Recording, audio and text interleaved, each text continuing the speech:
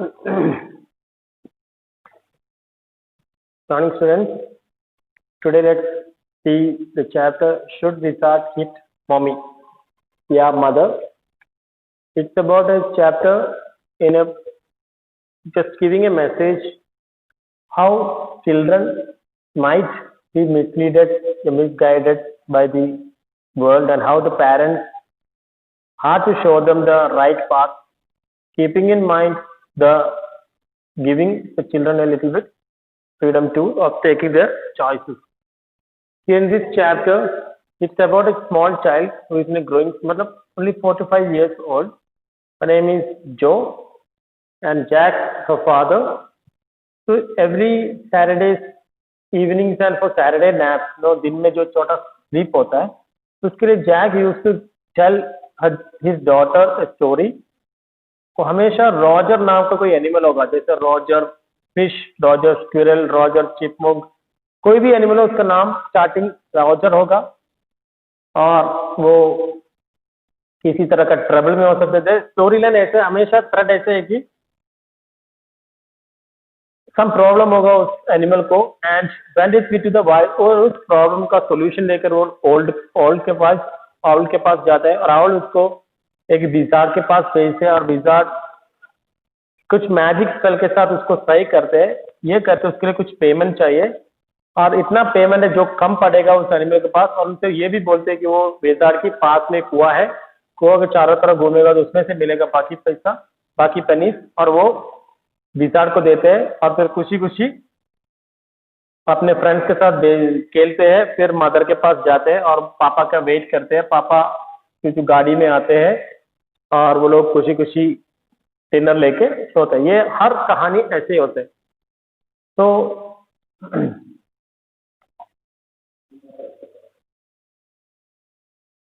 She every Saturday और वो nap के लिए बेड पे सोता होता, और पापा ने उनसे पूछा आज किसका कहानी बताऊं. शायद हो सकता है कि उन्होंने स्कूल में कुछ सीखा होगा, स्कंक नाम का एनिमल. आप लोग को पता होगा स्कंक नाम का एनिमल का स्पेशलिटी ये है कि कुछ एनिमीज आते हैं तो वो अपने बॉडी से डर्टी स्मेल निकालते हैं एनिमी से बचने के लिए. ये रॉजर स्कंक नाम का एक एनिमल है. तो जो जैक ने पूछा कौन सा एनिमल के बारे में कहानी बताओ, तो जो ने बताया आज स्कंक का नाम बताना है. तो रॉजर स्कंक का एक एनिमल है, वो बहुत ही बैड स्मेल करते हैं, तो इसीलिए कोई भी एनिमल उसके साथ खेलते नहीं है. That is the story. आपको मालूम है हर एनिमल को कुछ ना कुछ प्रॉब्लम होते हैं पापा का कहानी में, तो कोई भी एनिमल उनके साथ खेलते नहीं है. तो ये जो को देखो, जो is small child, she wishes की इस दुनिया में सारा animals and everything goes in a very good manner. उनको ये नहीं है कि वो स्कंक का स्मेल उनको एनिमी से बचना है, नहीं. उनके दोस्त लोग उनके साथ खेलते नहीं है, इसीलिए उनको थोड़ा अजीब लगा कि ऐसा नहीं होना चाहिए था. तो वो चिंकी, तो सारे एनिमल्स रॉजर चिंकी स्कंक बोल के उसे दूर भागते हैं. तो ये कहानी बोला तो फिर जो पूछते बीच में क्या वो आउल से मिलते नहीं क्या, तो पापा बोला हाँ मिलते हैं. और वो आउल के पास चले जाते हैं, और मिस्टर आउल बोलते हैं कि ये क्या स्मेल क्या आ रहा है. तो रॉजर बोलते मेरा बैड स्मेल है. तो आउल बोलते कि हाँ सही है, तो मुझे इस स्मेल से छुटकारा मिलना है, क्या करूं. तो उन्होंने बोलते हैं नॉर्मल हर कहानी में ऐसे होते हैं कि विजार्ड के पास used to visit the wizard. The owl used to suggest him to go to the wizard. उन्होंने विजार्ड से जाने के लिए बोला, और विजार्ड के पास जाते हैं. विजार्ड तो ये बोलते ही जो पूछते पापा क्या ये मैजिक स्पेल होता ना जो चैन करते हैं, ये जैसे आब्रा अडाकाब्रा आब्रा कडाब्रा, ऐसा कुछ, ये सब सही होता है. तो ये एक नया फेस है कि जो बड़े बड़े होते जा रहे हैं कि 4 साल का, तो क्वेश्चन के बीच में उसको डाउट होने लग गया. तो मतलब डाउट कुछ डाउट होने लगे कि भगवान सही में होता है क्या, स्पाइडर्स इंसेक्ट को खाते हैं, इस तरह का डाउट्स वगैरह आने लगे उसको. तो मैंने जो जैक ने बताया कहानी में ये सब होता है. और तो उन्होंने पापा स्टोरी आगे बढ़ा. वो कुछ crick go to the dark woods में घने जंगल में जाना, एप्पल ट्री के नीचे से एक क्रिक को पास करा. क्रिक मतलब थोड़ा सा झरना, तो पार करना. उधर एक पेड़ के मतलब उधर एक घर पे रहते हैं हमारा विजार्ड. उस विजार्ड के पास चले जाना। इस तरह सजेस्ट किया। तो विजार्ड के पास गया, विजार्ड बोला ये गंदा स्मेल कहाँ से आ रहा है? तो हमारा रॉजर संग बोला कि मेरे से ऊपर, मेरे से ही आ रहा है। तो उन्होंने मैजिक चैंट किया, एब्राकडाब्री हॉकस पू Roger Kang how do you do, इस तरह का एक मैजिकल स्पेल चैंट किया और उसका स्मेल को रोज का स्मेल कर दिया। तो जो बहुत एक्साइटेड हो गया, तालियां बजा लगा रही, या अभी तो सारे एनिमल्स उनके साथ खेलेगा। तो कहानी बोलते बोलते ना उनके मुंह से रॉजर फिश आ गया। तो बेटे ने बोला पापा आप रॉजर फिश बोल रहे हो, रॉजर स्कंक है। तो रॉजर स्कंक बहुत हैप्पी हो गया, सारे एनिमल्स उनसे खेलने लग गया और वो सारे एनिमल्स साथ खेलने के बाद शाम को घर पहुंचा। बट देखो इसमें रॉजर स्कंक उस तरह का एनिमल ही है। हमारा देखो हमारा ट्रेडिशन, हम जो चीजें रीति रिवाज है, रॉजर स्कंक के मम्मी को मालूम था कि मेरे बेटे के ऊपर से बैड स्मेल इसलिए आ रहा है ताकि वो एनिमीज से बचे। तो वो घर पे गया। तो आपको क्या लग रहा है उनका मम्मी, देखो आपका पेरेंट्स भी आपको जो अच्छा है जो सही है उनको पता होगा। तो सही मैनर रॉजर स्कंक का घर गया तो उनका मम्मी पूछने लगी गंदा स्मेल कहाँ से आ रहा है? तो रॉजर स्कंक ने बोला मामा मम्मी मेरे से आ रहा है। तो मम्मी ने पूछा ये कहाँ से मिला? मुझे विजार्ड ने क्या, चलो विजार्ड के पास बोलकर वो एक अम्ब्रेला लेके विजार्ड के पास गया।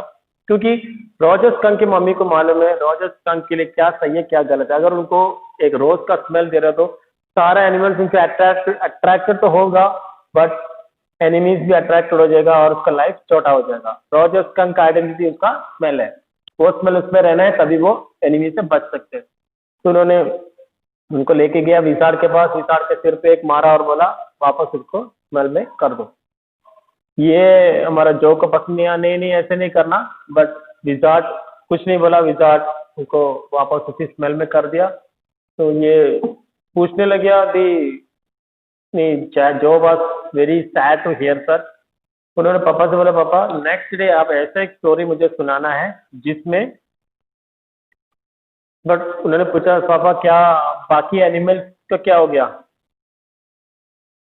नहीं ये जो एनिमल्स का स्मेल वापस उधर हो गया। तो वो घर पे गया, मम्मी उनसे बहुत प्यार करने लगे क्योंकि वो ऐसा एनिमल निकला जो अपने मम्मी की बातें पूरी तरह मानने लग गया।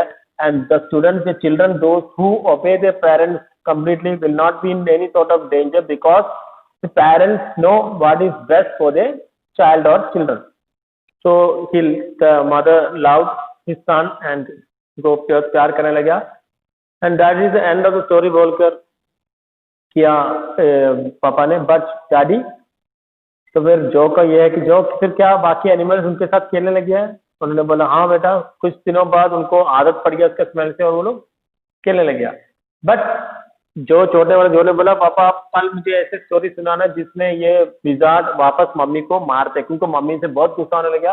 बोला कि मम्मी को मारने वाला कहानी सुनाने का। तो पापा बोला नहीं बेटा ऐसे नहीं सुनाएगा, ये जो कहानी वो सही है क्योंकि हम पेरेंट्स को मालूम है तुम्हारे क्या बता रहे हैं।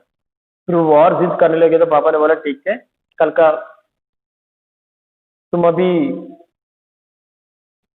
पापा ने बोला नहीं, the point is the little skunk, देखो लिटिल स्कंक अपने मम्मी से बहुत प्यार करते हैं, इसलिए उन्होंने ये जो ऐसे किया है ओबे किया है और मम्मी को पता है उनके बेटे के लिए सबसे अच्छा क्या है।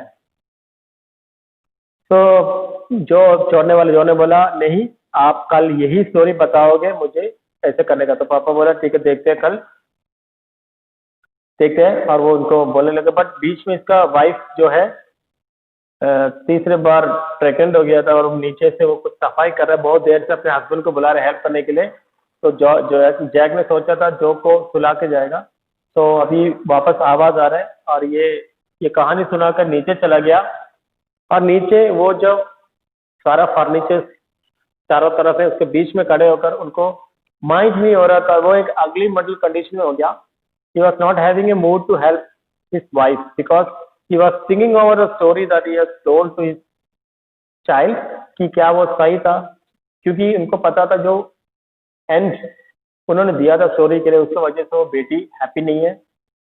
एंड क्या वो बच्चे को खुश रखने के लिए उस तरह का स्टोरी दिखाना था या क्या मैंने जो कंक्लूजन दिया वो सही था, ये सोच उसके माइंड में था। इसीलिए उन्होंने उसका वाइफ को हेल्प करने का या वाइफ से कुछ बात करने का कोई मूड में नहीं था।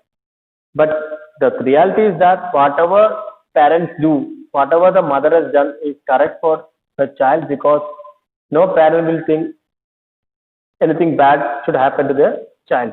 So that is the story. The story goes like that, a small story.